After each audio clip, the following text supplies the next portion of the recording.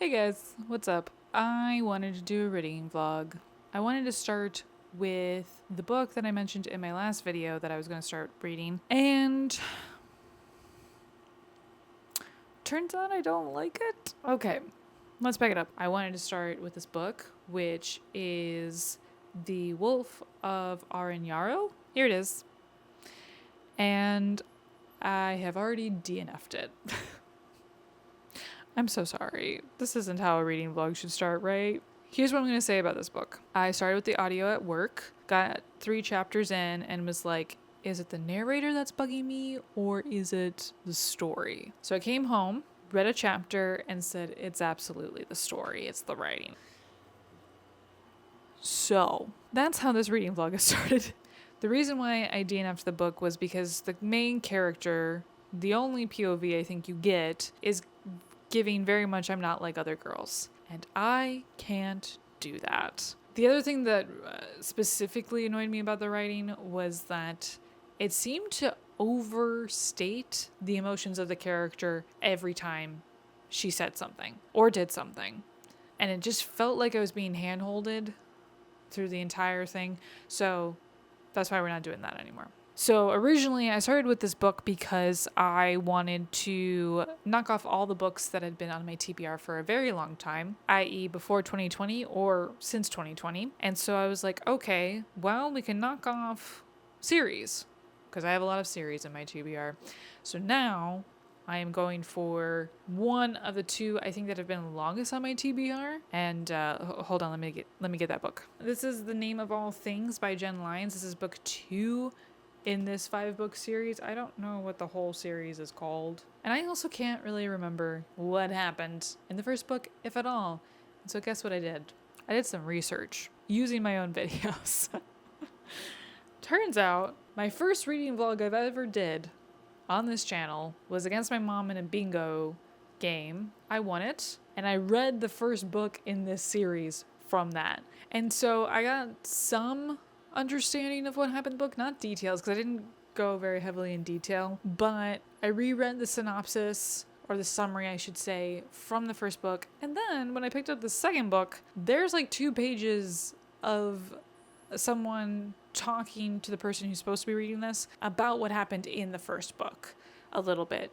Just a very shortened version of like a 500 plus page book. I am now picking up the second one in this series. I am really hopeful that I'll actually like it because in my reading vlog, it seemed to be that originally I wasn't vibing. There was a slow part to it, and then it progressively got much better to the point where it was a 4.5. So I'm kind of like, I should have really continued on with this series when I still had more memory of what was happening. The other thing I will note, and that I remember, is I didn't like the main character in that book, and there was way too many names that you had to remember. So I'm probably going to not get all the small Easter eggs from this book. I do know, too, that the second book is the same story as the first, just from a different perspective. I'm kind of grateful for that because I can't remember anything from the first book. So here we are. This is how we're starting the reading vlog. From my vlog, what I learned is that the audiobook was difficult for people to follow, so it was better to read physically the book. And I've been doing dual audio and physical reading with a lot of my books lately, and it's helped a lot with me moving through books very quickly. So I'm unsure if I'm going to continue to do that for this book or if I'm going to have to just sit down every single time and read it, which it's fine. I'm very much in the mood to read, so I don't mind sitting down and reading. Let's hope I don't have to DNF this book. God only knows right now. Future me will know. Okay, before I lose any more light, let's do a catch up. It's been many days since I filmed that first clip, and it's been a week. But I figured out that the audiobook for The Name of All Things is actually pretty good. It's has 3 people narrating it. One is for present day, one is for one viewpoint, and another is for the last viewpoint. So the footnotes in this series are way easier to understand via this audiobook. I don't know if that's the same from the first one because I never listened to the first book's audio, but I can tell you the second one is way better, and it's much more easy to tell when it's a footnote because there's a little bit of sass when reading from it. So anyways, this is how far I currently am in the book. I'm at chapter 17? Yeah. And the goal for tonight is to at least read 50 pages more, but I'd like to hit another 100 pages today because I feel a little bit behind since I didn't really start officially reading until yesterday. Just to give a brief overview on what's happening here, I don't really remember if in the last clip I did much talking of what is happening in this book. We first meet Kieran again, and also the audio narrators say his name that way, so I was correct way long ago on how to pronounce his name, in a tavern. And we meet Janelle and her priest friend, and they are telling their story of how they got there. And by the time you hit about, like, I want to say it was chapter or at least up until part 2, because there are parts to this book, you understand that in the tavern that they're speaking in, everybody is actually in on who Janelle is. So that's an interesting point. Honestly, I completely forget what happens in the first book, so I'm pretty much getting the information from Kieran when he perchance says what someone did in the last book, and then I get it from the perception of the story that we're going back in time for and trying to figure out and parse together who people are. It isn't that hard, but there's definitely things I'm missing because it's been almost 5 years since I read the last one. So that's why you should like continually read series so that like you don't forget everything. Right now though, I am sitting at a 3.5 for this book. I am getting a little slowed down by constantly every chapter starting with them back in the tavern to present day and then going back in time again. I kind of wish it was less frequent and we just got the story through and then we went back to the tavern. I think the reason why this writing might be used in this way or storytelling is because the writer wants to make sure that we're also getting the perspective of Kieran when he hears certain names come up and like what riles him or what makes him sad or what makes him... So far, none of them have made him happy.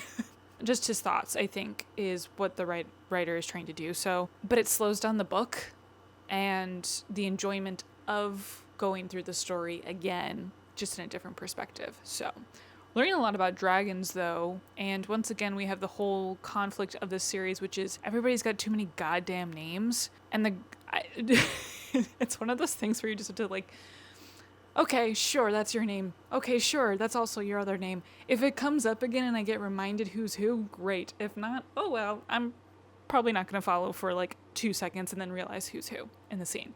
When I watched my vlog back from when I read the first book, the other thing I noticed was I was having the same thing of being like in the middle of the book, unsure of how I was going to proceed with rating it, and even if I was going to continue on with the series. And then by the end, I was like, oh my god, that's a 4.5. That was so good. So I'm kind of hoping the same thing happens again. We'll see. Hopefully I will be able to update you guys tomorrow. But for now, let's hope that I can read 50 plus pages tonight before I have to do another grueling day of work. Hey everyone, I filmed a review once I finished up The Name of All Things by Jenn Lyons yesterday, and I didn't like how it turned out. So I'm redoing it this morning. It's sitting right here.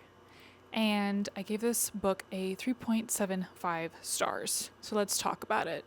Because I feel like I didn't explain fully what this book and premise was about, and I do know it's number 2 in the series, but to give some more context. So I know I said that these characters meet in a tavern, and 2 of them are like, okay, let's tell you about our story. And they dive deep into it in order to convince Kieran from the first book to help them kill a dragon that's supposed to rise in like, I don't know, less than 10 hours or something like that. It felt like it was going to be very soon. And the reason why I could only give it 3.75 is because it never got to a point where I felt like I was getting super excited and like, yes, let's go for the 3rd book. I never felt like really invigorated by the story until the last section of the book. By section, I mean maybe the last 70 pages. So let's talk about the story a little bit. The story is told by 2 of these characters, and they go back and forth with telling how they started and how we got here. At first it seems like, okay, I'll get into the swing of things, simple and easy. The writing's fine. I wouldn't say it's phenomenal, but it's definitely not boring and it's not horrible to read. And then every chapter started with going back to the tavern, having maybe a couple of interactions between characters present day and then jumping back into the story. And that slowed the process down so much. I really, really wish the storytelling was spliced with some of the tavern going back to, and I understand, or I could see why these were placed in the way they were, because it started to show the camaraderie between all three of them. It started to show the romance building between Kieran and Janelle, which that's not a spoiler. It's from the first book that he allegedly saw this woman and was like, oh my God, you're gorgeous. I want to bang. And so with that progress of seeing these relationships become more than just simple acquaintances within less than a few hours, I understand why that was happening at the start of every chapter. I just think it dragged it down. The second thing is, I think there should have just been an editor in general telling Lyons, like, this part is going too slow. Just tell the bare minimum and then jump into the exciting event parts. Because between page 100 and 200, that was slow, and between 300 and 400 was severely slow. I will say I did start enjoying the story more once we were in a colder climate. That's as much of a spoiler I will give. But again, it wasn't strong enough. And I wasn't caring about Janelle, which is one half of the storytellers. I was really enjoying the priest's perspective. I still have no idea how to pronounce this man's name, but it's fine. But his perspective and what he went through was way more interesting to me than what Janelle kept on talking about. Janelle's perspective and story is important though, and I think it needed to be told. I just think a lot of it could have been condensed and removed. Honestly, I think the better storyteller was the priest. To be fair, he wrote all of his stuff down and Janelle was just doing on the top of her head. I was thinking about it earlier this morning where in adult high fantasy series, when you are given more perspectives or introduced to new characters, you usually don't get their backstory right away. Series have done this in two different ways. Sometimes they give the backstory of a character in one chapter and then you progress again, and that's fine. I actually very much enjoyed it. That's how the Dandelion Dynasty did it, and I loved that. Or the other version is whenever the character wants to tell their backstory to the current character you're seeing from, then that's when they tell their backstory. And it's not this like dump of a story. It's usually told throughout hanging out with them just a little bit more. And I get that when the actual event of the story started, like at page 400 basically, maybe a little bit before then, no, 500, sorry. When it started around 500, the event that brought everybody together finally coalesced. I don't know how much we needed all of the backstory to get to where we were. I just felt like for some of the perspectives, I didn't need to know how close everyone was to understand that the entire tavern was basically the entire bandit group that Janelle and friends befriended, but way early on in her life. I think that should have been shortened. I also think that the build up to the events at the end could have been like the middle of the book, and then we could have had the fallout of said event with dealing with the dragon and what goes on politically wise and being in current present day. I also understand that the cutoff of this event is great to end for the book because someone gets awakened by the end. And I get why that being a cutoff is good, but that still could have been the cutoff at the end while still having some amount of reconciliation of the story. So needless to say, I did buy the third book in the series because based on reviews that I saw and based on how I was feeling, I knew that I liked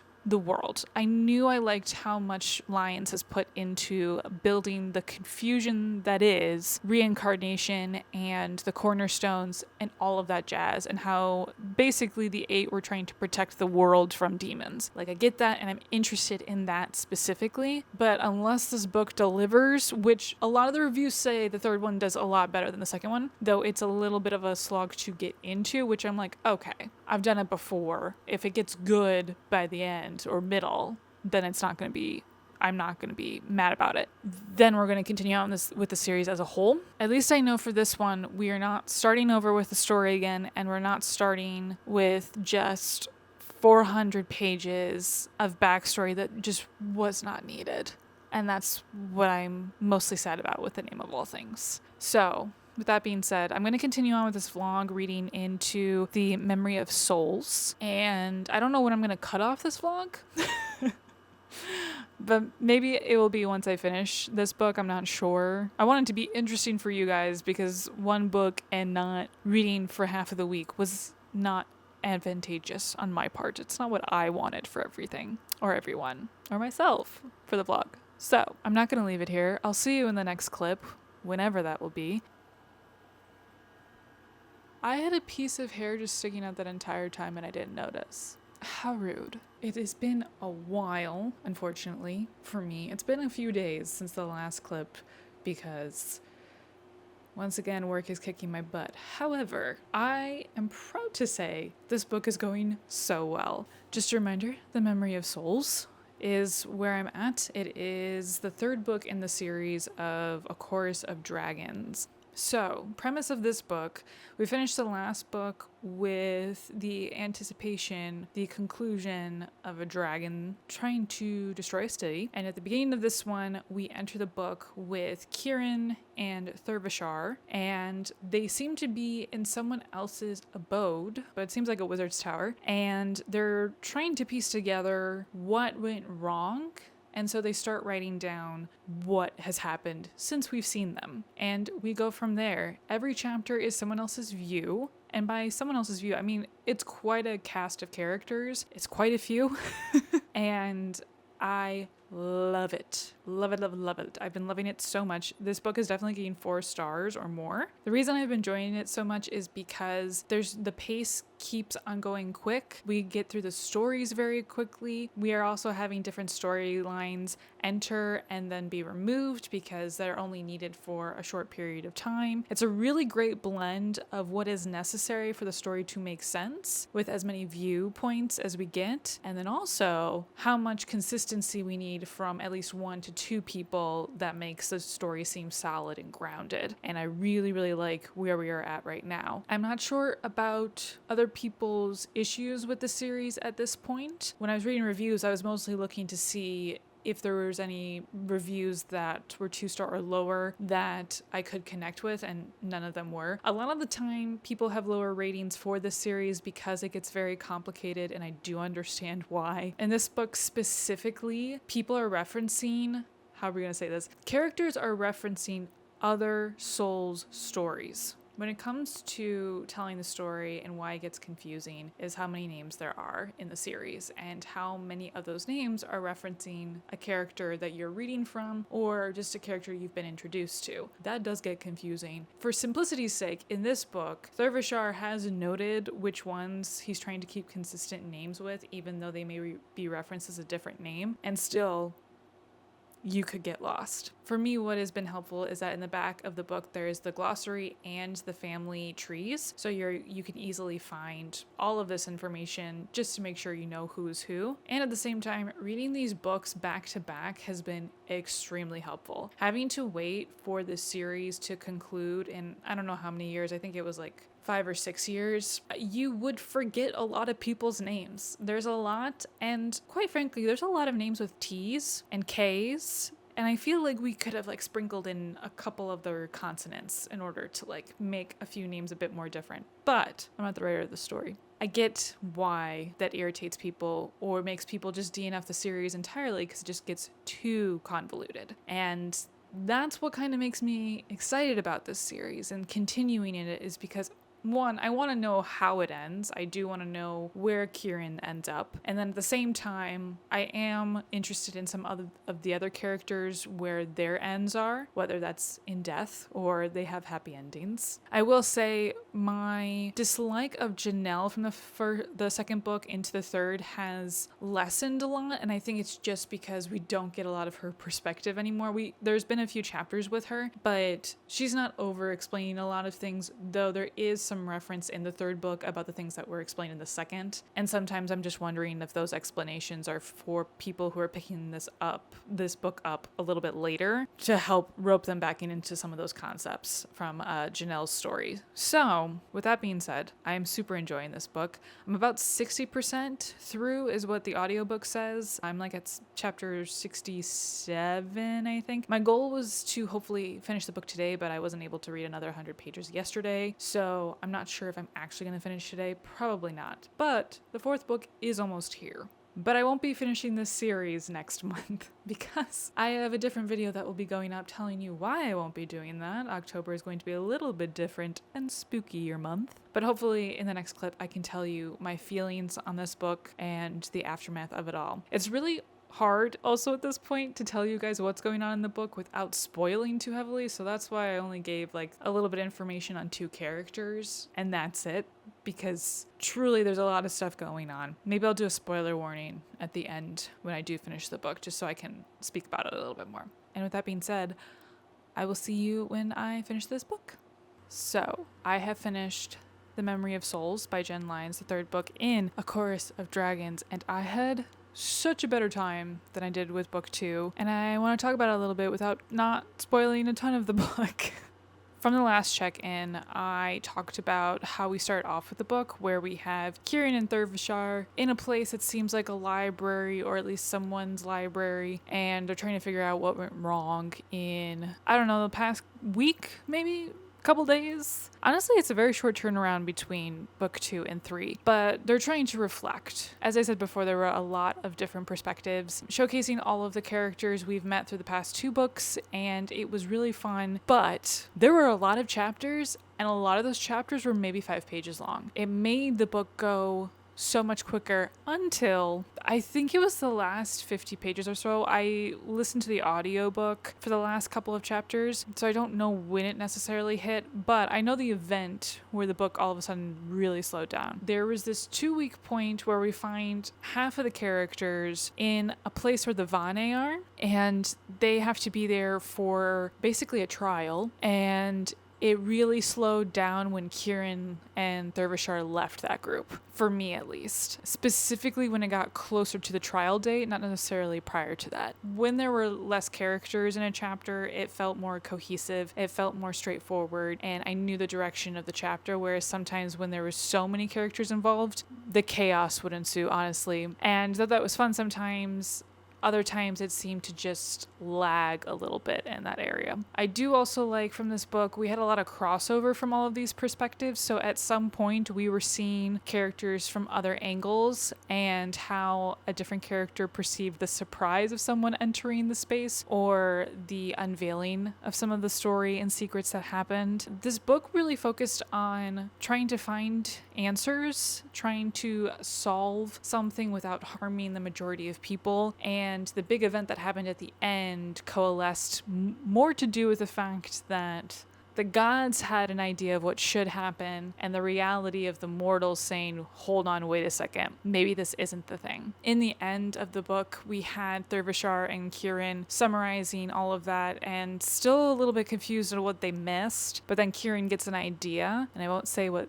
That's a huge spoiler at that point, what happens in the epilogue, but it made me excited to continue on. So I do have the 4th book now, and I'm excited to read it. I don't know where this is going to go, and I am conflicted on how I think the story might end, because we're getting more perspective of who our big bad may or may not be, or what their final role is in the whole scenario of things. Something we also learned from this book specifically is that the history of the world and how certain immortal groups found it originally. They were trying to find a planet that they could live and inhabit on. So there's a part of me that's thinking that there's going to be more unveiling of some of these characters' earlier lives as they have been reincarnated so many times. By the way, have I said that this series is very confusing and there's too many names to memorize and try to figure out who's who?